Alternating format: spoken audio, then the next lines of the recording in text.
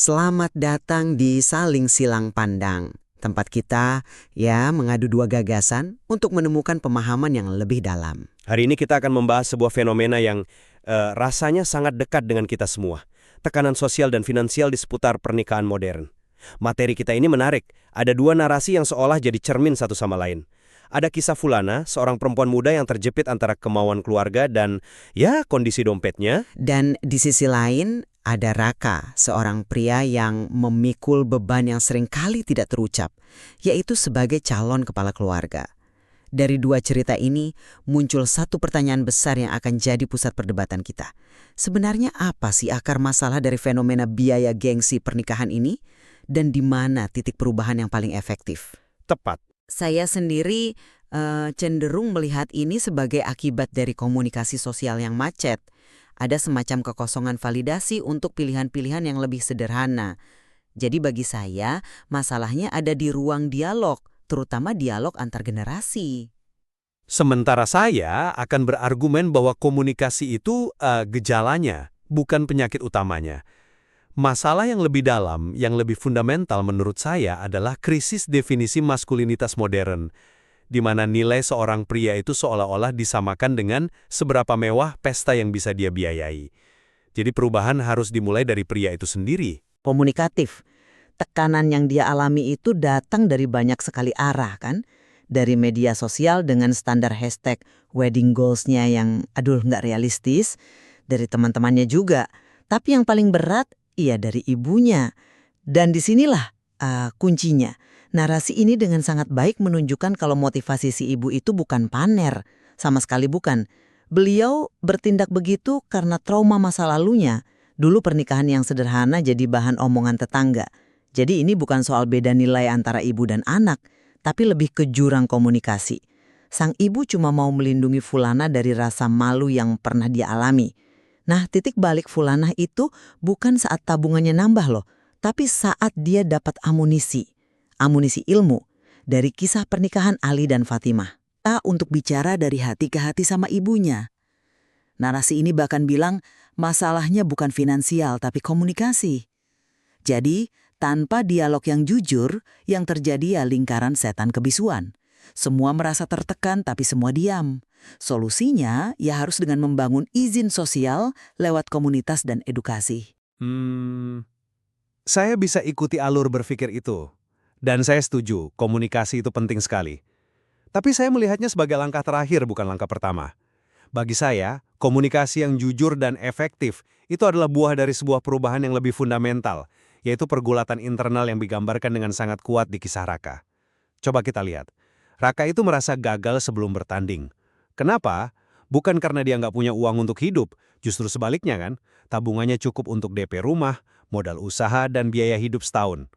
Dia merasa gagal karena uangnya nggak cukup untuk standar pesta pernikahan yang layak versi Instagram. Perasaan ini begitu dalam sampai-sampai baginya, jujur soal keuangan ke calon mertua itu rasanya seperti menelanjangi harga diri sendiri. Ini sudah bukan lagi sekedar masalah komunikasi, ini soal identitas.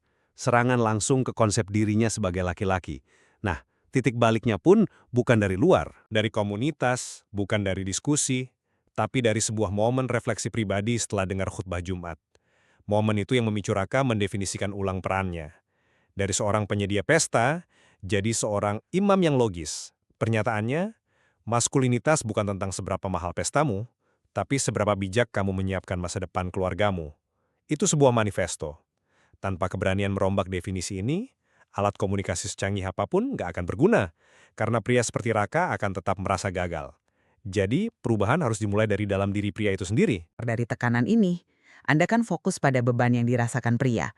Sementara saya melihatnya sebagai sebuah jaring sosial yang menjerat semua orang. Tekanan ini menyebar. Fulanah merasakannya dari ibu dan teman-temannya. Ibunya Fulanah merasakannya dari ingatan kolektif tentang apa kata tetangga. Ini masalah standar komunal yang tidak realistis. Nah, karena masalahnya komunal dan sistemik, solusinya pun harus komunal dan sistemik. Keberhasilan nikah sederhana support group itu bukti paling nyata. Apa yang diberikan komunitas itu ke Fulanah? Kekuatan, validasi, perasaan bahwa aku nggak sendirian.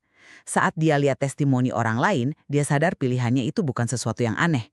Jadi ini bukan sekedar pergulatan individu Raka atau Fulana, tapi soal narasi sosial yang dominan. Dan satu-satunya cara melawan narasi dominan, ia dengan menciptakan narasi tandingan yang kuat. Dan itu hanya bisa dibangun secara kolektif. Saya setuju tekanannya bersifat sosial, tapi disinilah perbedaan fundamental kita. Meskipun tekanannya menyebar, beban finansial dan eksistensialnya itu tidak terdistribusi secara merata. Beban itu terpusat dan mendarat paling berat di pundak pria.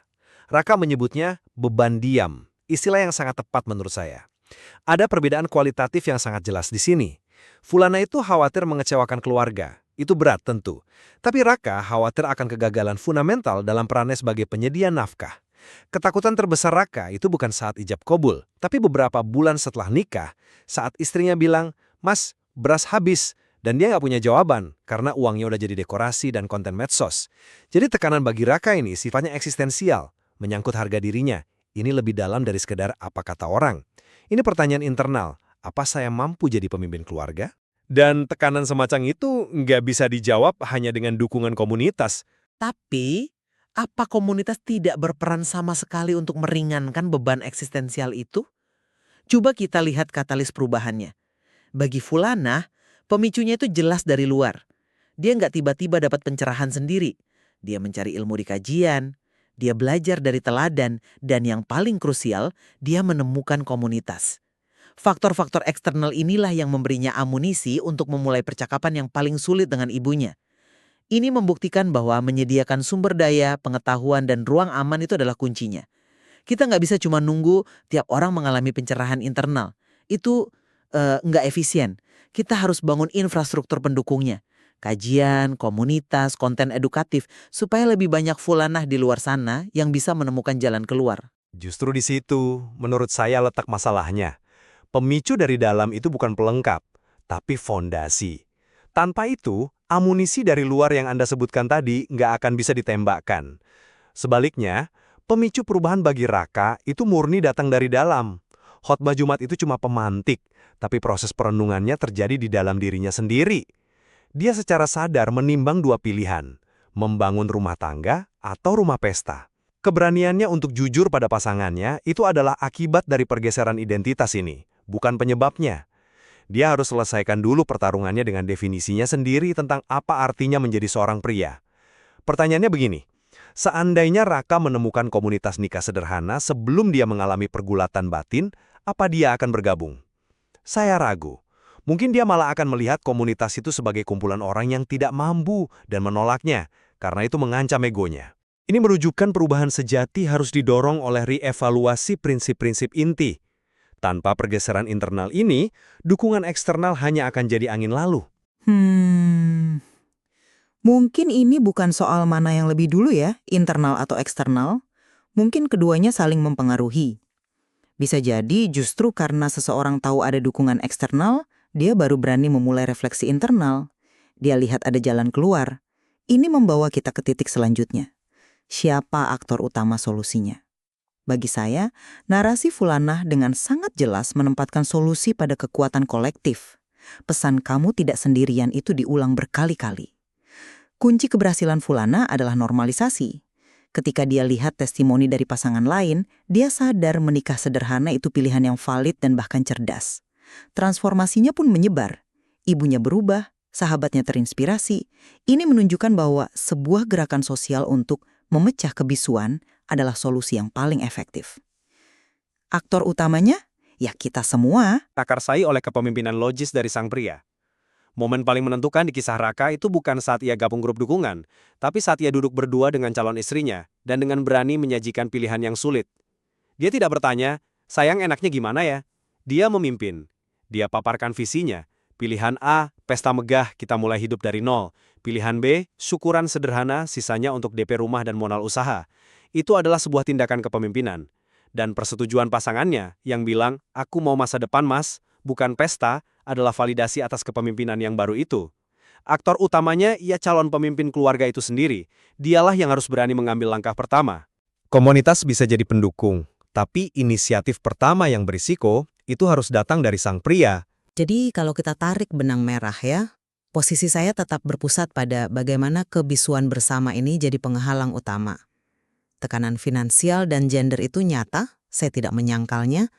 Tapi kedua narasi ini sama-sama menunjukkan bahwa ketika individu seperti Fulana diberdayakan dengan izin sosial dari komunitasnya, diberi landasan argumen, dan dibekali kerangka dialog, mereka terbukti mampu menavigasi tekanan itu. Mereka mampu mengubah tidak hanya keputusan mereka, tapi juga pandangan orang di sekitar mereka. Jadi ya, membuka jalur komunikasi dan membangun ekosistem dukungan adalah tuas pengungkit utamanya. Dan dari sisi saya, diskusi ini justru semakin memperjelas bahwa komunikasi yang efektif itu garis finish, bukan garis start. Perubahan yang otentik harus terjadi lebih dulu di ruang paling privat. Pemahaman seorang pria tentang perannya. Kecemasan sebagai tulang punggung itu kekuatan berbasis identitas yang sangat dahsyat. Proses mendefinisikan ulang maskulinitas dari soal proforma pengeluaran satu hari menjadi soal kebijaksanaan menyiapkan masa depan puluhan tahun adalah katalis sejatinya. Tanpa keberanian pria untuk memimpin perubahan internal ini, semua dukungan komunitas dan alat komunikasi di dunia ini nggak akan banyak berguna karena fondasinya belum kokoh. Pada akhirnya, jelas bahwa kedua perspektif ini menyoroti aspek-aspek krusial dari sebuah masalah yang sangat kompleks. Kisah Fulana dan Raka sepertinya bukanlah dua argumen yang saling meniadakan, melainkan dua bagian dari sebuah solusi yang utuh. Benar, mungkin ini dua sisi dari mata uang yang sama. Di satu sisi, kita butuh sistem pendukung sosial yang berani memvalidasi pilihan-pilihan bijak. Tapi di sisi lain, kita juga sangat butuh reevaluasi mendalam atas tanggung jawab pribadi dan peran gender, terutama bagi para pria. Jalan menuju pernikahan yang lebih bermakna dan berkelanjutan yang menuntut keduanya. Masih banyak yang bisa kita gali dari sini, tentang bagaimana kekuatan internal dan eksternal ini saling berinteraksi.